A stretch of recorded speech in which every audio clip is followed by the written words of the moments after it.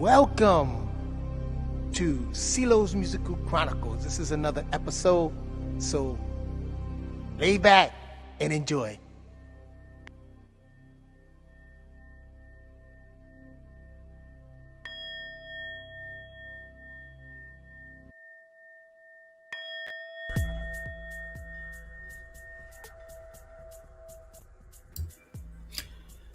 My boy Ka. What hub? Rahul back. Let me check something to see, make sure that my volume's going good. My boy Ka. Yes, it is. Beautiful. I'm just a kid from the Bronx. It's where my story begins. What else can I tell you? So yeah, bienvenido todo el mundo. Todo el mundo. Bienvenido. Welcome everyone. Here I am. Just wanted to come on here early, do a little announcement, let you all know that tonight, what's being scheduled tonight around probably about 10:45, 11 o'clock, right around the evening. You know what I'm saying? I'm gonna be featured on Latin Pain's channel, and I don't have it in the description here. I should put it in the description. Well, I will put it on my Facebook, and I'm gonna try to also to maybe, I don't know, later on I would tag it and maybe download it into my YouTube or whatever. You know, I first have to get with him, see how we can do that, but multiple streaming like that. Yeah, it's Latin Pain. I'll just look up Latin Pain on YouTube. I'll see if I can put it in the description if I can find it. Just give me a second. I'll probably find his channel. Let me see. And then see Latin Pain. Latin Pain, freestyle, 10 toes down, Latin Pain. Let me see what this is about. Yeah. Oh, Real Life Spit with Latin Pain. I'm on another channel. But let me go on here. And let me take that and copy it and put it on my StreamYard. And my comments, it's going to be here on the StreamYard. That's the Latin Pain page. As real life real fire, spit fire, real life spit real fire with Latin Pain. Well, anyway, that's the page right there. I'm gonna try to see if I can also put that in my email. You know what I'm saying? And put it on my Facebook so you guys can have that. You know, just doing a little adjustments here. Yeah, here you go. Let me see if I can also compose that, send it to myself. Subject pain, and do that, paste that, and I'm going to send that to myself so that I can grab it on my phone and you can have that. So so the announcement is that yes, I'm going to plan on it. Hopefully everything comes out, because I'm just so tired. And I know how YouTube works and how it is, you know what I'm saying, all these discussions and stuff. But I just, my padrino, shout out to my padrino, PVTR, who sent me a video, a messenger of, I didn't know that LL Cool J spoke on about this DJ Academic. And DJ Academic is pretty known, you know what I'm saying, through the reggae circuit. He's pretty known in terms of spinning, the DJ Academic, man. And what he said about how the pioneers of hip hop are dusty and no money, a lot of them die. And it's true. I mean, but LL Cool J made a good point. He says you cannot disrespect a pioneer because he doesn't have money. It is not all about money at the end of the day. Some of them, back then, and I can attest to that. And I'm going to speak about it real. I'm just going to briefly say it here, but I'm going to expound on that in Latin Pain's channel. So I'm not going to give a lot of stuff here away. But I could tell you this: in the beginning of hip hop, there were no managers. There were no distribution, no radio play, none of that. None of that. Not like today. You're a rapper, you get endorsements, you get all these different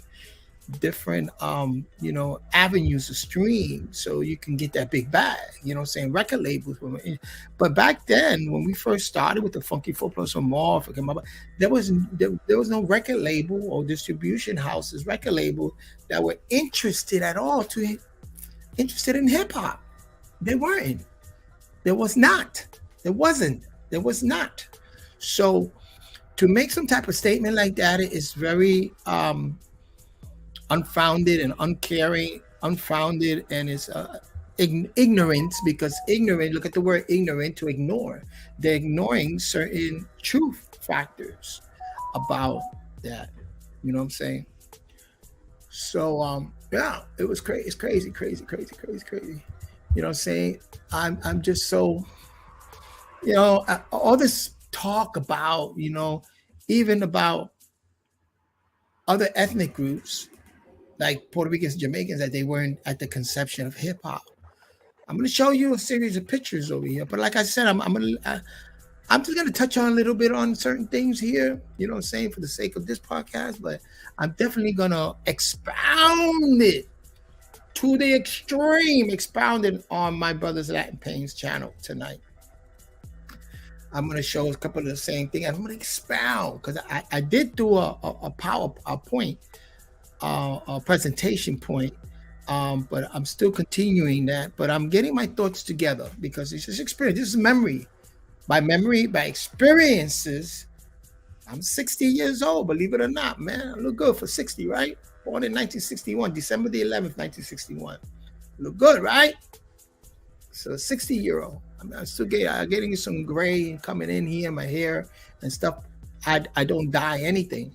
I just naturally. But you see it, right? If I let my beard grow, it's going to be all gray. But yeah, I'm 60.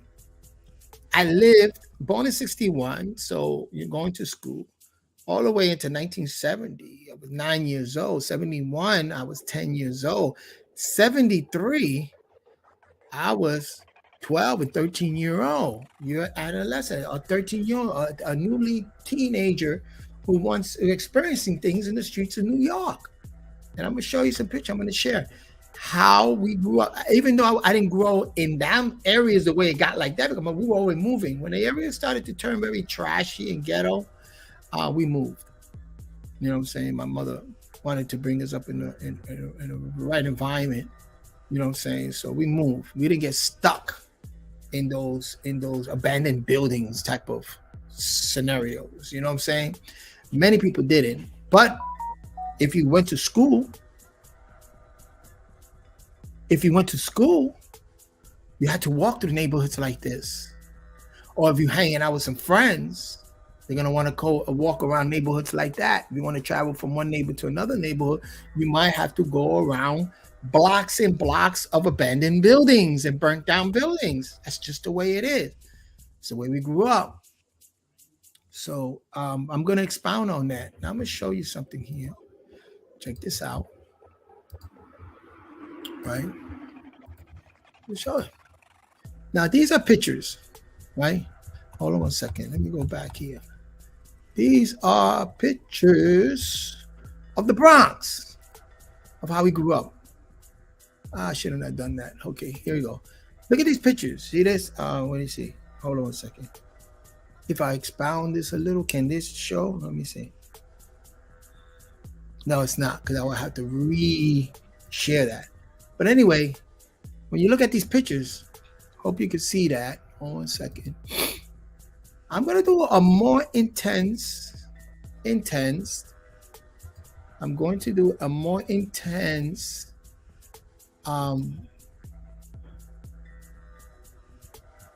presentation on all of this. The Outlaw Makers. Look at that. The murals.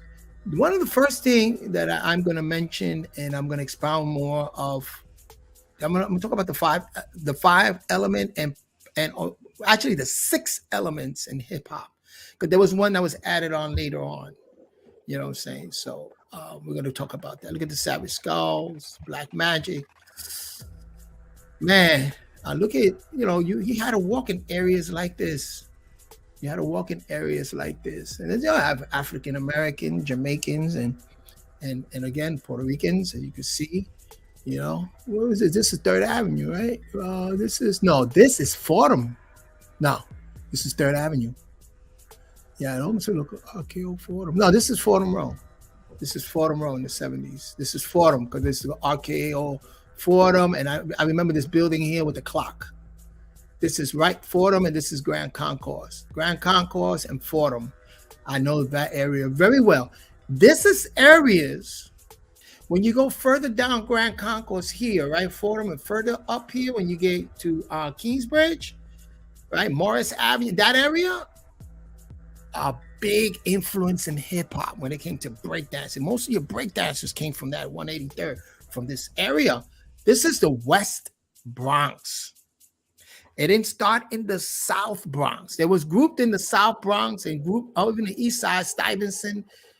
It's really a West Bronx thing. Cedric Avenue. Well, Cedric Avenue is all the way more towards the west. Like you got 170th Street, El Grand Highway, right? And you got University Avenue. Then you have Cedric Avenue, right in that area up there. You know what I'm saying? And then from that area, you get to Fordham Road. And then you walk all the way down Fordham Road towards Grand Concourse, the Jerome Avenue down Grand Concourse, and you hit this area. What is this here? I tell you, I know the Bronx like the back of my hand, brother. Look at this. When the lootering went on in 70, right? In 77. Look at this, the burning. Again, there was Jimmy Carter, Koch, Jimmy Carter. Yankee Stadium. I was born a couple of blocks away from here. This picture is taken from the number 4 train, the platform. You can actually look into Yankee Stadium, and you can even hear the noise of people, especially if there was a plan. Look at this here, the Young Sinners. Yeah, look at this. This was Latin Payne wanted to bring up. He wanted to bring up this here, the whole avenue. These are Black Puerto Rican gangs. Black and Puerto Rican gang. Look at this kid right here. This kid is Puerto Rican. Here, Conga, Puerto Rican. Ralph Rivera, Puerto Rican. This is how I started with a band. This is how I started playing Boogaloo and started playing with funk bands. In 79 and 80, funk band. That's how I recorded Funky 4+1 More. You know what I'm saying? This is the Black Spades. This is their first jacket, red, black, and green, the Black Spades, man. You know what I'm saying? I had to go to school and pass the Black Spades territory, but I lived in the Ghetto Brothers territory on 170th Street and Shakespeare Avenue. You know what I'm saying? This is Jimmy Carter used to come to visit the South Bronx and stuff like that. This is how it was back then. Look at the school. You had to go, when going to school, you see this around you. This was the environment around you. You know what I'm saying? This is how it was. Look at the big people hanging out in the fire escapes over here. Look at the parades. And this is Grand Concourse parade, right? Yeah, Grand Concourse. Yep. Man, look at it. The lootering that went on and so and so and so. This got a lot of pictures here. Look at this family here. Black and Puerto Rican. Black and Puerto Rican here. Kansas City, almost City, Tiny Nate Archibald. The Black Spades later on, it was a Black and Puerto Rican gang. There were Puerto Ricans in the Black Spades too, bro. You know what I'm saying? It is. How we used to play in these abandoned buildings. My mother didn't know, but I used to go out there and play. These are gangs, the Browns Dragons, the Dragons. Wow, I remember there was a big murder within the Dragons, and they kind of like fell off because of that big murder. I think the one of the president, the main president of the Dragons, killed his wife or something like that. But these was Dragones, the Dragons. Interesting. Again, the Black Spades, the new Yankee Stadium, because I remember the old one that Babe Ruth built, and then this one. You know what I'm saying? Then of course the Yankees, Muhammad Ali at that time, everything. You know, Stevie Wonder back in the 70s and stuff. The Bronx, Rocksteady Crew, 156 and Grand Concourse. Remember that area I showed you? A little further up was 156th Street. No, further down was 156th Street on Grand Concourse. 156th Street. Walking for Rocksteady Crew, man. Are you kidding me? Bro, in that area, and I lived on 170. You walk up Grand Concourse 170th Street, you walk down Jerome, past Jerome, the New York City Mission Club, up the El Grand Highway. That's where we lived in Shakespeare Avenue. You had a Jessup Avenue, then you had Shakespeare Avenue. That's where we live. I remember Billy Martin. Look at this. The L. This is the number 4 train. Oh, the number 2 could be the number 2 train. I can't remember. Number 2 train. That could be the number 2 train. Look at Reggie Jackson, half Puerto Rican, half black. Reggie Jackson. Reggie Jackson Martinez was his name. We all knew that. This is how we play. You know, when the fire trucks was out there, and you know, big thing up there. I'm gonna save a lot of this stuff. You know what I'm saying? Look at this. Young Lords. Man, look at this. Wow. The Bachelors, bro. Who knew about the Imperial Bachelors? I was a baby ghetto brother, but I got older. I was initiated into the Imperial Bachelors. You know what I'm saying? But I didn't do much work. I didn't work with the Peacemakers. Oh my, yo. Now, the reason why it is important to know this in hip hop is because look at Curtis Blow. Oh Lord. The reason why is I'm going to explain that on Latin Pain's channel. I'm going to go in on that so that you will then see. Bonjour, saludos. Before you at work? Okay, my brother. Peace and blessings to you, man. All and blessings to you. And yeah, we're going to go in on this. We're going to go into the hip hop. Look at this, the motorcycle gangs. A lot of Hell's Angels used to give charters to like the Shingaling Nomads and stuff like that. Look at the Yankees, Steinbrenner. Oh man, I remember these days very clearly, bro. Even before the Bachelors, a Puerto Rican band, the Bachelors, man. This was again the Bronx, New York. This is shot. It's called the shotgun. And that you said the shotgun when you turn the joint around and you puff and all that smoke come in and somebody come on the other side. That's called the shotgun. Look at this, boy. Bands in New York City. These are bands. The Ghetto Brothers had a band. This is how I grew up. There were certain areas that I went to that was like this, abandoned car, because it was like a street chop shop. I seen guys break down a car in 20 minutes. They'll hijack a car, bring it underneath in one of these spots, and strip that sucker in 20 minutes and sell the parts.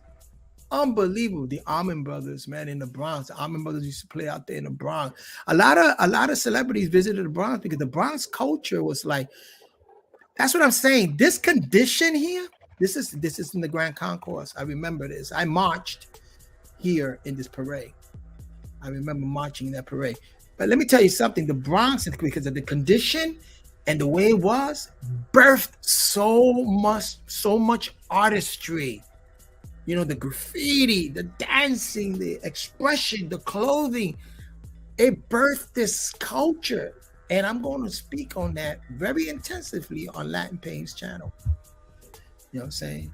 And then after I do that Latin Pain channel, maybe the next day, I'm going to come on my channel and give you some more experiences, man. So, you know, when you talk about the Bronx, man, you're talking about the Bronx Bombers, the Yankees, everybody. That's why everybody were rocking Yankee hats.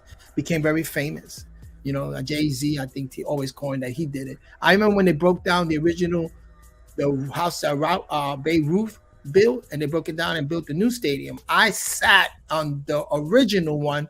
My father used to take me there, and we used to, in the 60s, and I used to watch, you know, all the ball players, Mickey Mantle and stuff like that, you know, wave to them.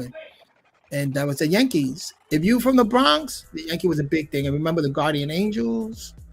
Man, you know, this is, you know, so when you talk about the Bronx, man, They always bring that up. And the Giants used to play Yankee Stadium at Yankee Stadium. They didn't have their own stadium. The metal wasn't yet built for the Giants. So the New York Giants played in Yankee Stadium. In that stadium, they used to share that stadium with the Yankees, and a lot of great concerts there. So yeah, we talk about the Bronx in the 70s, man. It's very influential. Um, they won World Series. Man, very, very, very influential. Is that Nicky Bonds? That's Nicky Bonds. Hell yeah. Nicky Bonds. My uncle worked with Nicky Bonds. It was 141st in Mount Haven Projects. Over there, he had that all, Puerto Ricans in that time. Look at the family. It was normal to see a Puerto Rican family like this with 1, 2, 3, 4, 5, 6, 7 kids. My aunt had 14, twice as much kids. Not all at one time, but I mean, children always in that house. She was always giving birth. You know what I'm saying? It's crazy. So yeah, when you talk about the Bronx in the 70s, the Yankees was a number one. That was the heyday. And then of course you got Les McCann performing at Newport. Man, this is great footage. This was in the 70s in the Bronx. I'm telling you, you see all these pictures, Yankees and the Jets, the Green Bay Pack when they played that. You see performance, Ray Charles, Newport Jazz Festival was also held in the Bronx at one time. It's crazy. Look at that. Oh, sorry. Do that. These buildings. This is the way, this is the Bronx. We grew up like this, man. I remember the fight. This is Norton with Ali. I remember that. Man, this is just so. Roberto Clemente, I remember that in the 60s, early 70s, 60s. Roberto Clemente hit that 3,000 hit. I watched that on television. It was a big celebration. It was beautiful. I personally watched that. So yeah, when you're going through this here, this is footage here. I was trying to get more of the whatchamacallit, of these pictures here to show you. And these are pictures that I'm going to present on the podcast, and you're going to see it. Peace at work. Peace. Rose Rodriguez, man. Bendiciones. I mean, peace to you, mi amor. So yeah, Latin Pain. Again, that's his YouTube channel there. And a caution for those of you who doesn't subscribe to certain things, because sometimes his narrative is a little. It's very street, but I love it because he's for real. He's from the Bronx. Also, he grew up in the Bronx. I might have known his moms, because he mentioned his mom, Cookie. I might have known her from that area. I don't know, but good brother. He keeps it real. But just supporting each other. And I visit a lot of channels with my Boricua brothers and sisters, and this is what we do. So yeah, these are the pictures of the Bronx. I tell you, Fordham Row, man, I was all over this place, and I'm telling you. So we're going to talk about the birth of hip hop, those conditions that led to, again, we're going to talk about the summit that they had, which is right here, with the blacks and Puerto Rican gangs getting together. Because remember, Black Benji, African American, was in a Puerto Rican gang and he got killed. And they all came to rally for Black Benji. He was well loved by the Puerto Ricans and everybody.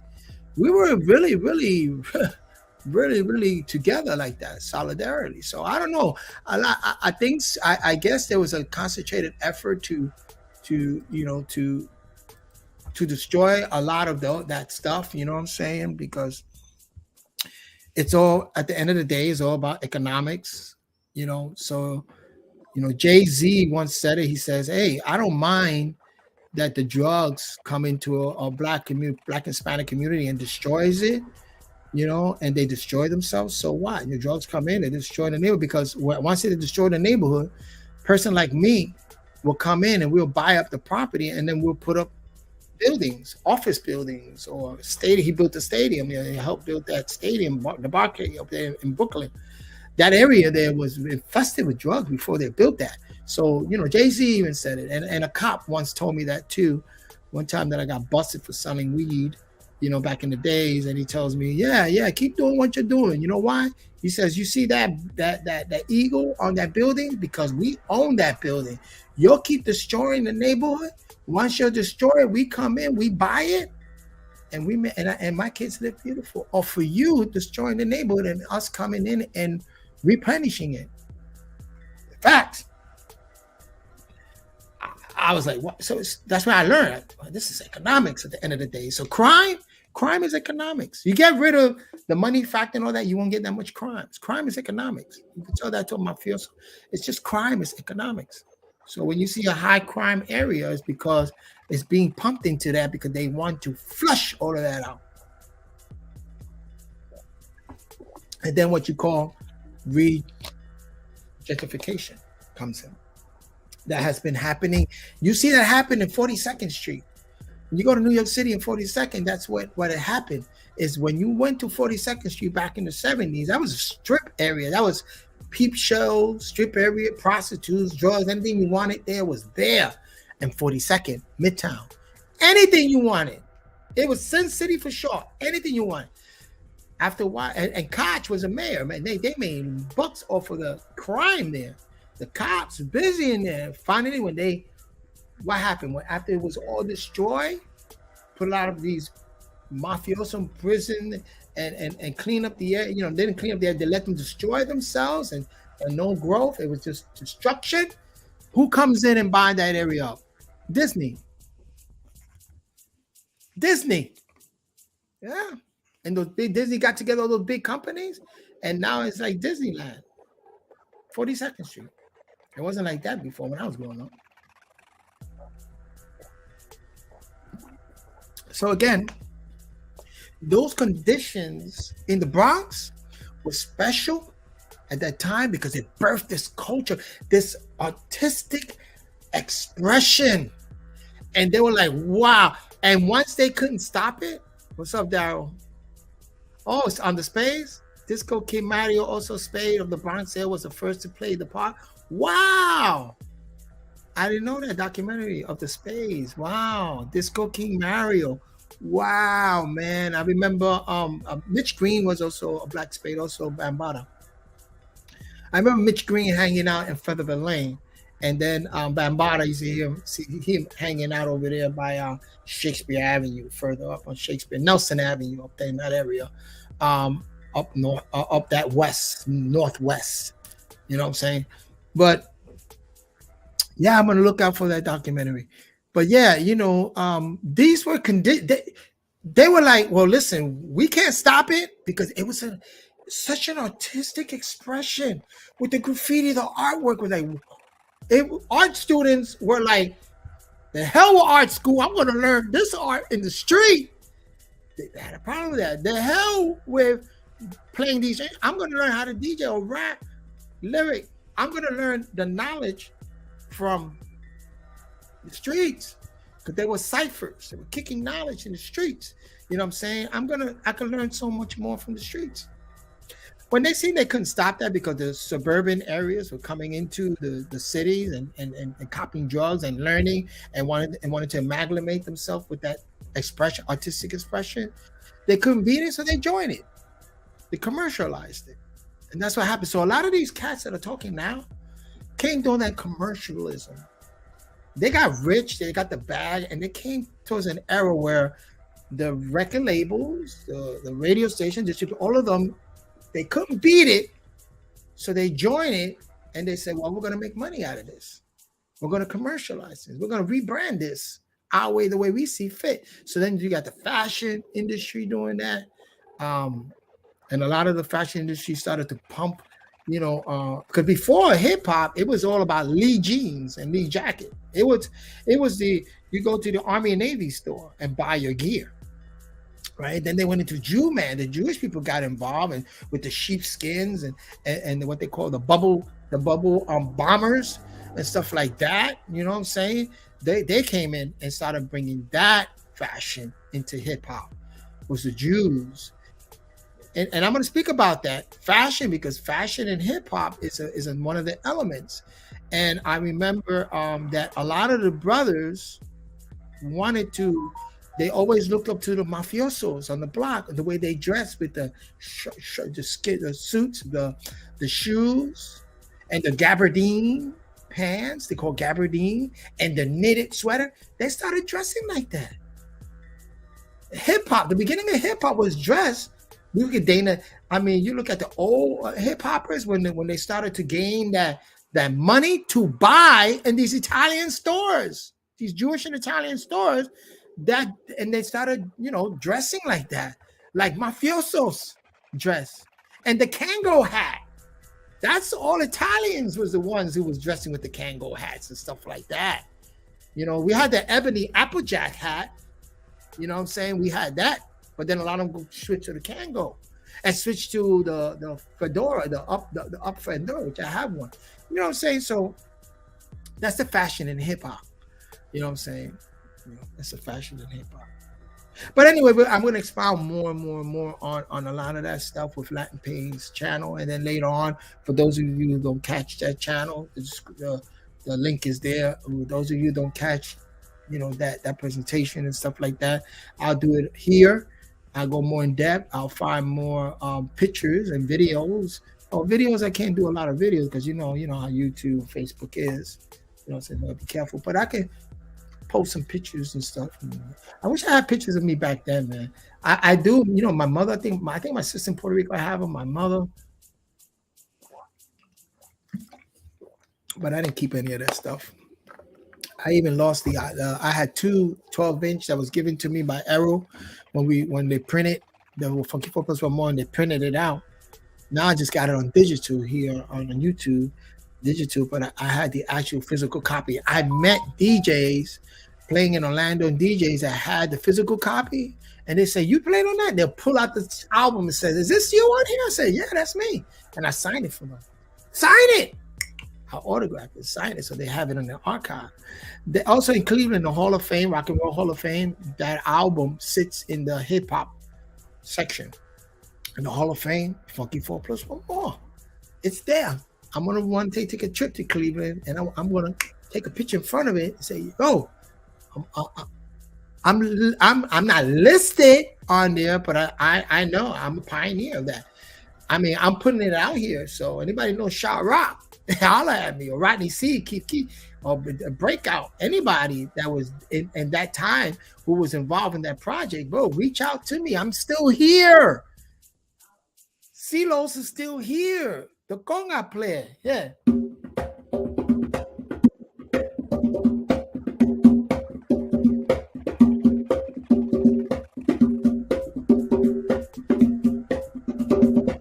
I'm still here. I'm just playing that kind of soft, but you know what I'm saying? I'm still here, man. Holla at me. So Daryl, man, that's interesting. I want to check out that the Spades of Bronxdale was the first to play the parts. Wow, the Spades, the Black Spades. Wow.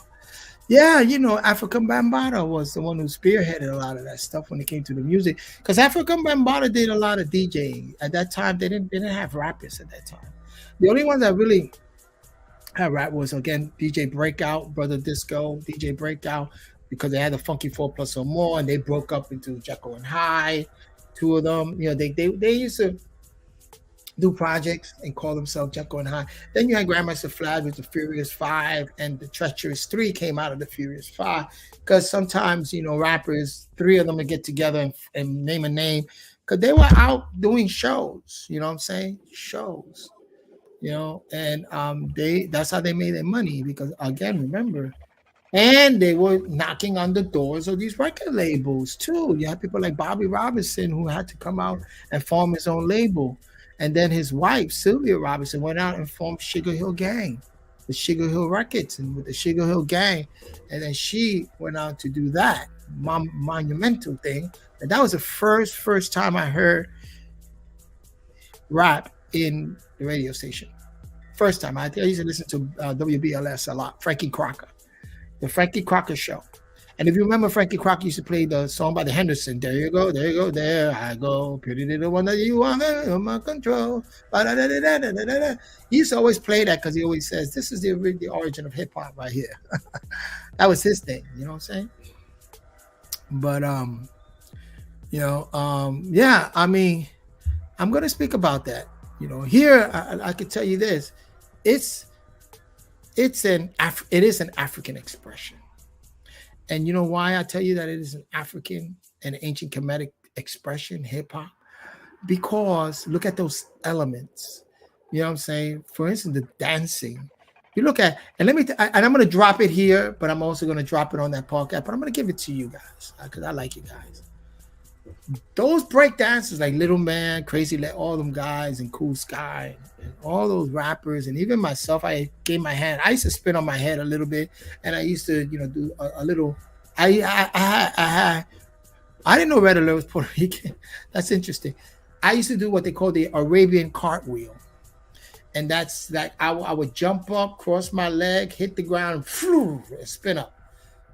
And then people say, "Yo, the Arabian cartwheel!" Back then, with little, but they went further, to create the break dance crew and the Rocksteady crew, and so they knew me from hanging out and stuff and being a conguero, playing rumbas and stuff like that.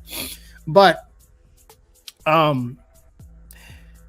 we all at that time, and I'm talking about in the early 70s, 1970, 71, right? The movie theater, there was a big explosion of karate movies. Five Fingers of Death, the Chambers, the Shaolin Chamber. There was an explosion in the movie theaters in the Bronx, like the Deluxe Theater on across the street from Taft High School. That's by Grand Concourse on Fordham. There was an explosion of karate movies. And if you look at karate movies, it was like a dance. They used to imitate that. So we used to go and make nook chucks out of brooms, cut the broom up, screw and chain. And Bruce Lee came out, forget it, we were all running around. But the other karate movies had a lot of those steps, whoop, whoop, whoop. It was like dancing. And so we went out to the streets with our mats and we wanted to create our form of art, martial arts. That's a real story, bro. So we started.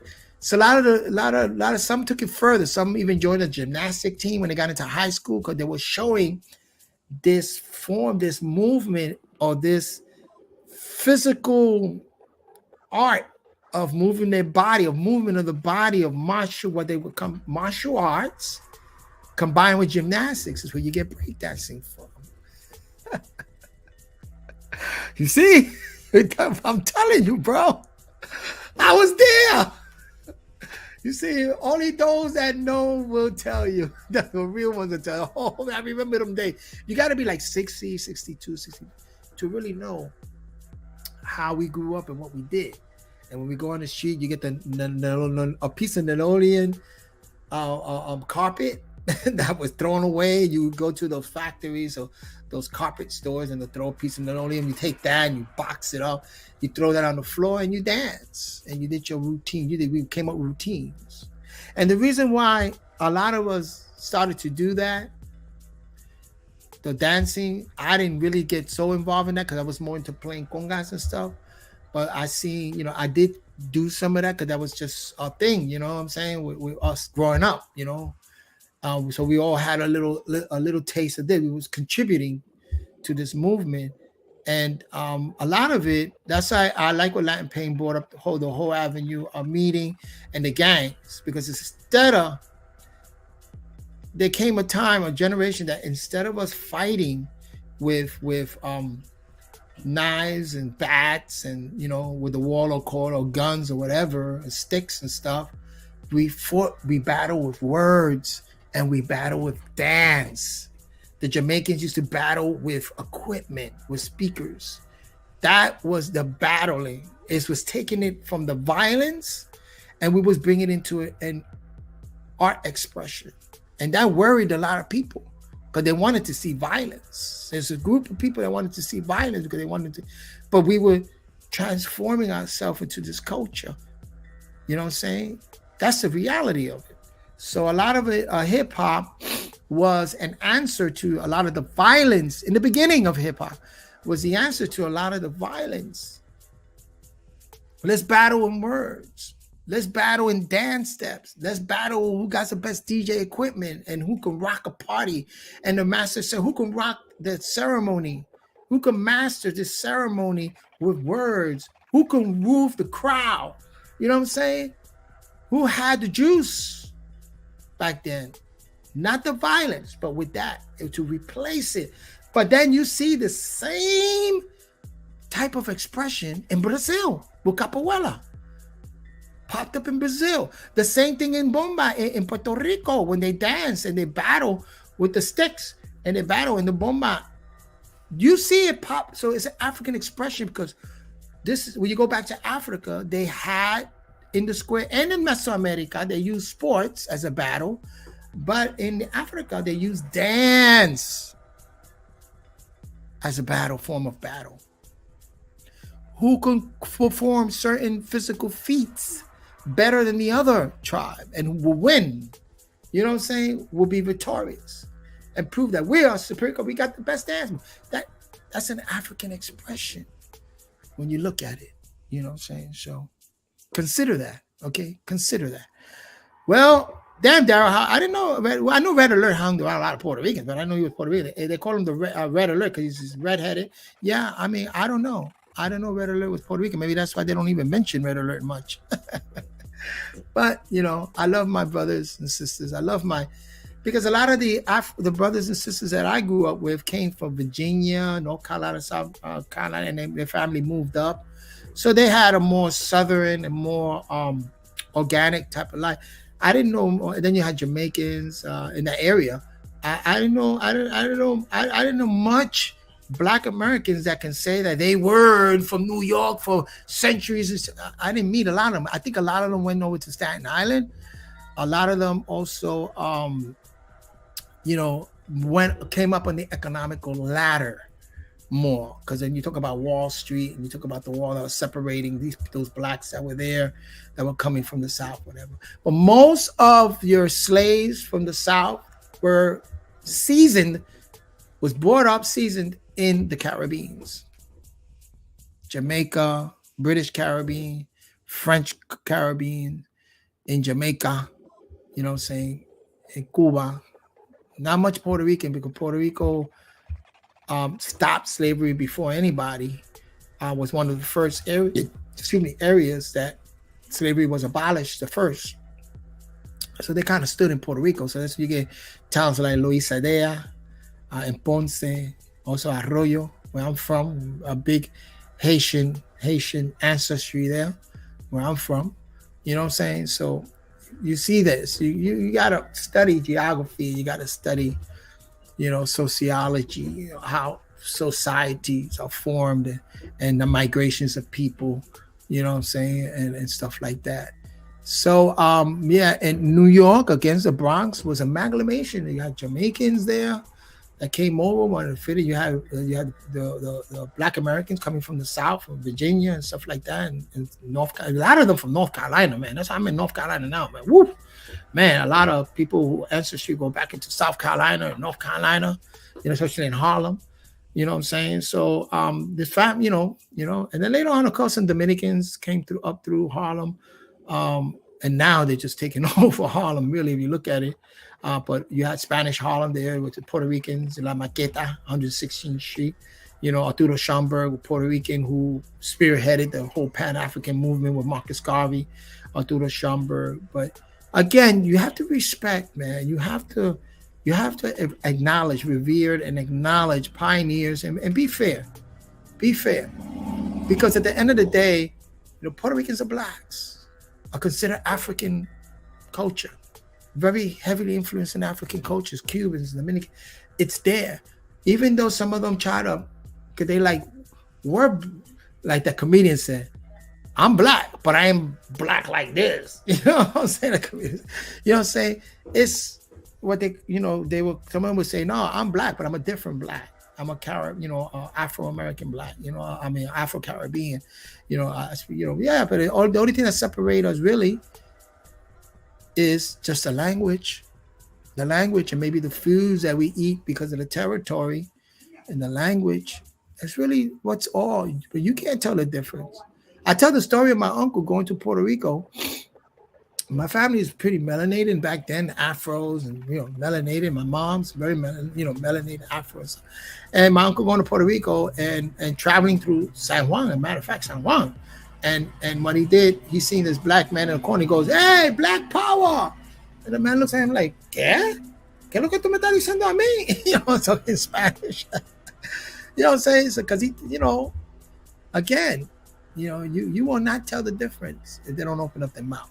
Now, I mean, of course, you can see, and let me tell you, I have met Southerners, African American, that has my phenotype, right, and my complexion, my reddish, because I have, the Iberian Peninsula and the African, you know what I'm saying, sort of like what they call derogatory mulattoes, but that mixture.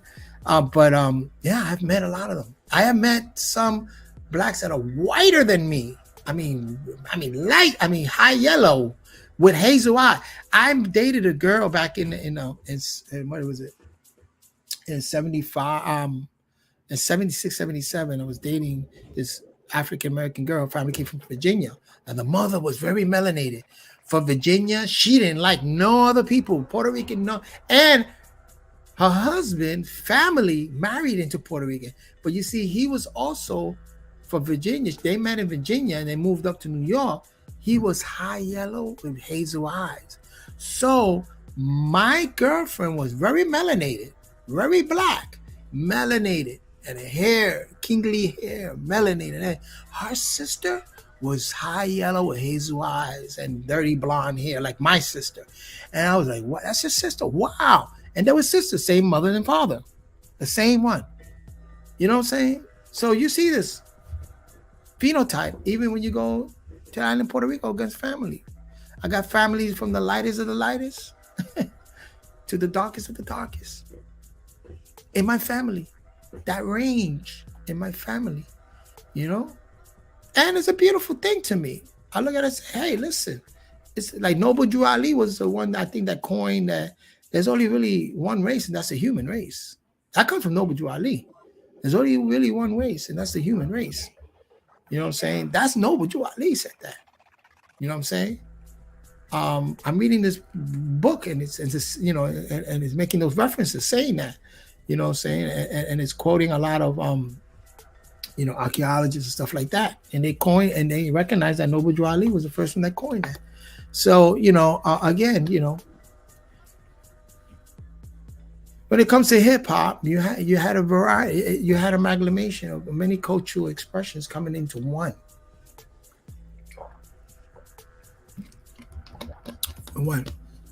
And you'd be surprised that the pioneer, the one that birthed it, it's not even known to a lot of people. You just had to live it and be there to see it manifest, but they're not known.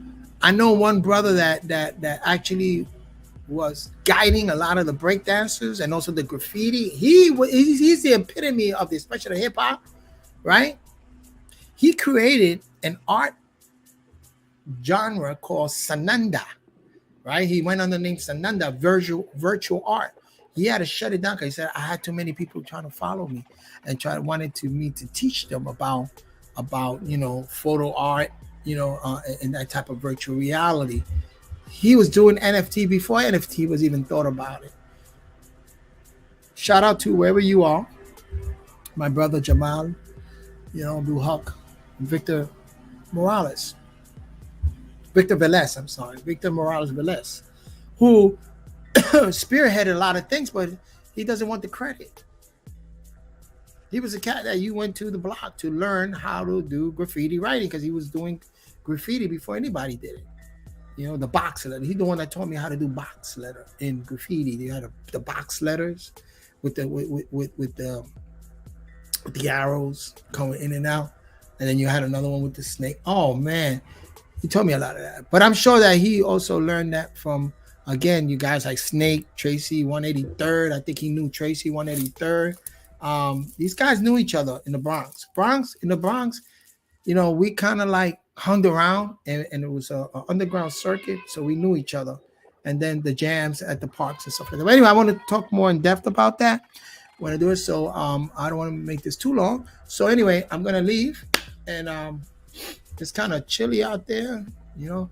So it's beautiful weather, chilly, and so tonight I would probably come on. Before I go on there, I'll probably come on real quick, put this description again, or to subscribe to this channel and get ready again and hit the notifications. So we're gonna definitely, you know, things sometimes come up, but we're gonna really do the best that we can do to really go on and go in, you know, and speak about this stuff, you know, okay. And I want to go more in depth, so I just gave you a little bit of things here and there, but I want to go more in depth into it. Okay, there's much more that we can you know, much more that we can unveil to you. Okay, so with all that being said, peace and all and blessings.